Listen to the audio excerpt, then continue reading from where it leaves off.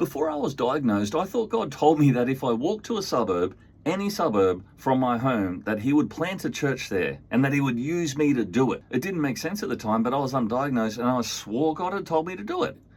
Now, if you've ever had a similar burst of inspiration or revelation and think that God has told you to do something, it's really hard to discern whether it's God or not, especially when you're walking with bipolar disorder. So for those of us walking with bipolar disorder, we don't want to miss out on building the kingdom. We don't want to miss out on participating and seeing what God's doing, but we also don't want to attribute things to God that God never said.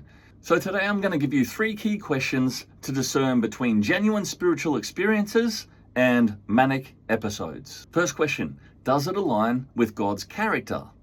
I know God's character to be kind and generous and patient and loving.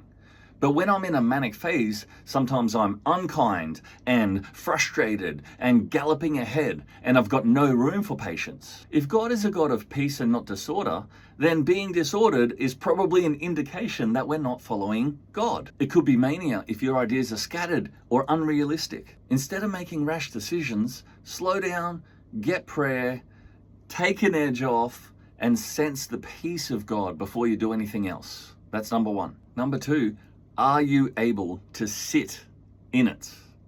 Are you able to sit in the idea and not act? Yes, sometimes there's a need for action, like with the Good Samaritan needed to help the guy right there and then.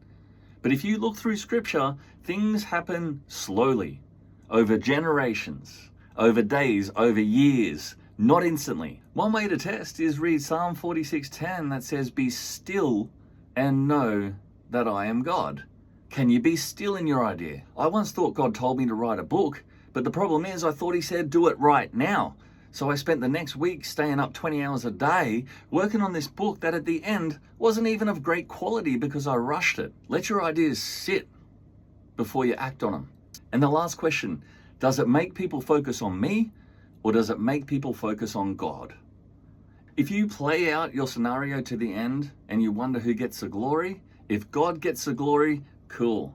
But if it's about building your glory, not from God. If you get man of God syndrome, where you think the whole ministry, the whole movement, the whole thing hinges on you and nobody else can do it and nobody else can step in, there's a good chance that's probably not God. If you think you can go it alone without accountability or prayer or supporters or oversight, but you think, no, God's given me the special revelation and I'm going to do it no matter what anybody says, you might want to check whether or not that's God. A practical thing you can do is sit on every revelation for a week and wait and see if God confirms it. Pause, pray, make decisions slowly, test it with scripture, make sure it doesn't contradict his word, get wise counsel, get hooked into community. You're not limited by your mental illness. Faith and mental health work together.